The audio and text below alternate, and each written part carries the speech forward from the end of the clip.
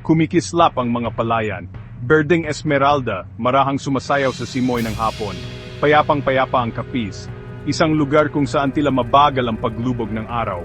Mabango ang hangin, amoy sampaguita at may malayong aroma ng nilulutong adobo. Ang buhay ay kasing bagal ng kalabaw. Mabagal, tiyak, at inaasahan. Ngunit sa ilalim ng katahimikan, may nagbabadyang kadiliman. Isang sinaunang kasamaan, pinagbubulungan ng palihim. Pinunasan ni Isko ang pawis sa kanyang noo. Tila nag-aalab ang sikat ng araw. Magmula madaling araw ay nagtatrabaho na siya sa kanyang maliit na bukid. Magaling niyang ginagabayan ang araro, kunot ang noo sa pagpopokus. Isang simpleng tao, si Isko ay nakakahanap ng kapayapaan sa ritmo ng lupa. Ang panahon ng pagtatanim ay panahon ng pag-asa. Panahon para sa mga bagong simula. Hindi niya alam, sa panahong ito, may isasabog ding kasamaan. Ang mga aso ang unang senyales. Dati-rati maingay, tumatahol sa kahit anong gumagalaw, ngayon ay kakaibang tahimik. Nakasingit ang buntot sa pagitan ng mga hita, kumakawag at umuungol, ayaw lumayo sa kanilang mga amo. Sumunod ay ang mga bulungan. Noong una, mga palihim na usapan lamang sa palengke. Mga kakaibang pangyayari, pinalalabas na guni-guni lamang. Ngunit habang lumilipas ang mga araw, lumalakas ang bulungan, dumadalas, may halong takot. Tahimik ang gabi, kakaibang tahimik. Ang mga bituin ay kumikislap sa kalangitan, ngunit tila may kakaibang bigat ang hangin. Walang ingay, walang galaw. Ang mga bahay sa nayon ay tila mga anino lamang sa ilalim ng liwanag ng buwan.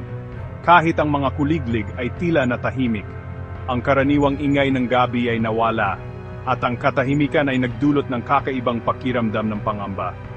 Ang mga puno sa gubat ay nakatayo ng tahimik, parang mga bantay na nagmamasid. Gising si Isko, binabagabag ng kakaibang kaba. Hindi siya mapakali, ang kanyang isip ay puno ng mga tanong. Bakit ganito ang gabi? Ano ang nagdudulot ng ganitong katahimikan? Ang kanyang puso ay bumibilis ang tibok. Tila may nararamdaman siyang panganib. Naririnig niya ang kanyang asawa, si Aling Rosa, na mahina ang paghinga sa kanyang tabi. Siya ay payapang natutulog, walang kamalay-malay sa kaba na nararamdaman ni Isko. Ang kanyang paghinga ay parang musika sa katahimikan ng gabi.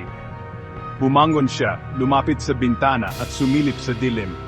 Ang kanyang mga mata ay nagmamasid, naghahanap ng kahit anong palatandaan ng buhay. Ngunit ang kanyang nakita ay ang parehong katahimikan na bumabalot sa buong nayon. Nababalot ng kakaibang katahimikan ang nayon. Ang mga kalye ay walang tao, walang kahit anong galaw. Ang mga ilaw sa mga bahay ay patay na, at ang buong lugar ay tila isang larawan ng kapayapaan, ngunit may halong takot. Ang tanging naririnig ay ang marahang kaluskos ng mga dahon sa puno ng mangga sa labas. Pagkatapos, narinig niya ito. Isang tunog na nagpatigil sa kanyang paghinga, isang bagay na hindi niya inaasahan sa ganitong katahimikan. Isang mababa at malahalimaw na ungol, kasunod ang tunog ng pagaspas na nagpatindig sa kanyang balahibo. Ang kanyang puso ay tumibok ng mas mabilis, at ang kanyang mga mata ay naghanap ng pinagmulan ng tunog.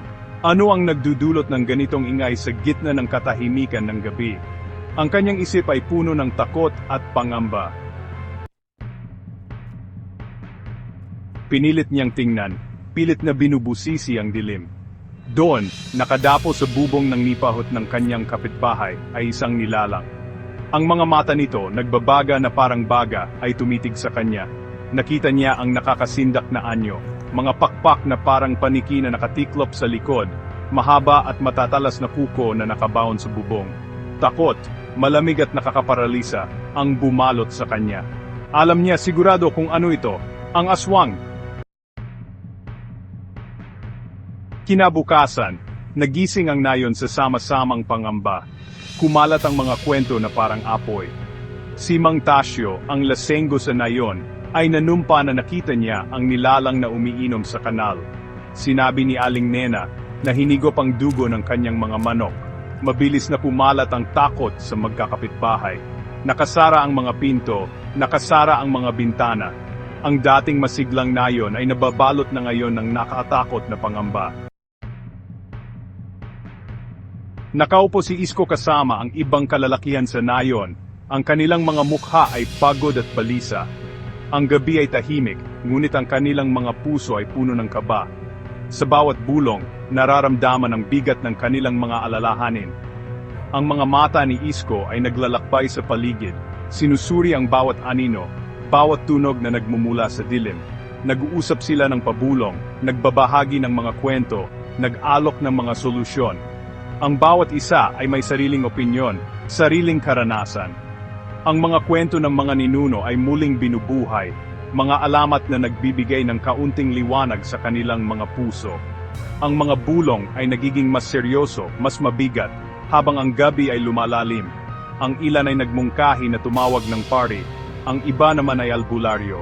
Ang bawat mungkahi ay may kasamang pag-asa, ngunit may halong takot din. Ang mga albularyo ay kilala sa kanilang mga sinaunang kaalaman, ngunit ang mga pari ay may kapangyarihan ng pananampalataya. Ang debate ay nagiging mas mainit, mas emosyonal. Mabigat ang hangin sa amoy ng tabako at takot, may halong amoy ng diniktik na bawang at citrus. Ang bawat hinga ay puno ng pangamba, ang bawat tunog ay nagdadala ng bagong takot. Ang mga kalalakihan ay nagtipon-tipon, nagbabahagi ng kanilang mga takot at pag-asa. Ang usok ng tabako ay nagiging simbolo ng kanilang mga alalahanin, habang ang bawang at citrus ay nagiging simbolo ng kanilang pag-asa. Mga sinaunang lunas na ipinasa sa bawat henerasyon ang nag-aalok ng kaunting pag-asa laban sa hindi alam. Ang mga halamang gamot, mga ritual, at mga panalangin ay nagiging sandigan ng kanilang pag-asa. Ang bawat isa ay may sariling paraan ng pakikibaka, ngunit ang lahat ay nagkakaisa sa kanilang pagnanais na mapawi ang kanilang mga takot. Ang mga sinaunang lunas ay nagiging simbolo ng kanilang lakas at pag-asa. Habang papalubog ang araw, lumilikha ng mahahabang anino sa nayon, nakaramdam si Isko ng tapang. Hindi na siya maaring magtago. May asawa siya, isang pamilyang dapat protektahan. Kinuha niya ang kanyang bolo, kumikinang ang makintab na talim sa papalubog na araw. Nanginginig ang kanyang kamay, ngunit matatag ang kanyang tingin.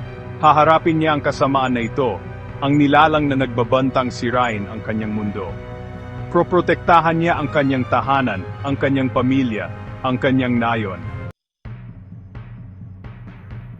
Tahimik ang gabi. Ang katahimikan ay nababasag lamang ng tunog ng paghinga ni Isko at ng mabilis na pagtibok ng kanyang puso. Ang bawat hakbang niya ay tila may bigat, bawat paghinga ay puno ng kaba. Sa bawat sulok ng dilim, tila may mga matang nagmamasid, naghihintay ng tamang pagkakataon. Ang malamig na hangin ng gabi ay nagdadala ng mga bulong ng takot, mga kwentong matagal nang naglaho, ngunit muling bumabalik sa alaala. Nagpapatrolya siya sa paligid ng kanyang ari-arian, alerto ang kanyang mga pandama. Ang bawat kaluskos, bawat anino, ay nagdadala ng pangamba. Ang kanyang mga mata ay palaging nagmamasid, naghahanap ng anumang senyales ng panganib. Ang kanyang mga tainga ay nakikinig sa bawat tunog, bawat bulong ng hangin. Ang kanyang puso ay tumitibok ng mabilis, puno ng takot at kaba. Lumipas ang mga oras, bawat isa ay parang walang katapusan. Ang bawat minuto ay tila isang oras, ang bawat oras ay tila isang araw. Ang kanyang mga mata ay pagod na, ngunit hindi siya maaring magpahinga. Ang kanyang katawan ay pagod na, ngunit hindi siya maaring huminto. Ang kanyang isipan ay puno ng takot, ngunit kailangan niyang manatiling alerto. Nang sumikat ang unang sinag ng araw, nakaramdam siya ng ginhawa. Nakaligtas siya sa gabi. Ang liwanag ng araw ay nagdala ng bagong pag-asa, isang bagong simula. Ngunit kahit na ang araw ay sumikat na, ang takot ay nananatili. Ang kanyang puso ay patuloy na tumitibok ng mabilis. Ang kanyang isipan ay patuloy na puno ng pangamba. Ngunit nanatili ang takot, isang malamig na buhol sa kanyang tiyan. Ang kanyang mga kamay ay nanginginig, ang kanyang mga tuhod ay mahina. Ang kanyang isipan ay puno ng mga tanong na walang kasagutan. Ang kanyang puso ay puno ng takot na hindi niya maipaliwanag. Nandoon pa rin ang aswang, nagtatago sa dilim, naghihintay sa susunod na biktima. Ang kanyang presensya ay nararamdaman kahit na hindi siya nakikita. Ang kanyang mga mata ay nagmamasid, naghihintay ng tamang pagkakataon. Ang kanyang mga kamay ay handang sumunggab, handang pumatay. Ang nayon ng kapis, dating simbolo ng kapayapaan at katahimikan, ay nagpipigil ng hininga, naghihintay, nagtataka. Ang bawat tao ay puno ng takot, ang bawat bahay ay puno ng kaba, ang bawat kalye ay tahimik, ang bawat sulok ay punong anino. Ang bawat puso ay puno ng takot, takot na hindi nila may paliwanag. Kapag muling dumilim, dala kaya nito ang nakakakilabot na sigaw na hudyat ng pagbabalik ng aswang. Ang bawat tao ay naghihintay ng takot. Ang bawat puso ay puno ng kaba, ang bawat isipan ay puno ng pangamba. Ang bawat gabi ay puno ng takot, takot na hindi nila may paliwanag. Ang bawat araw ay puno ng pag-asa, pag-asa na ang takot ay magwawakas. Ngunit ang takot ay nananatili, isang malamig na buhol sa kanilang mga tiyan, isang anino sa kanilang mga puso.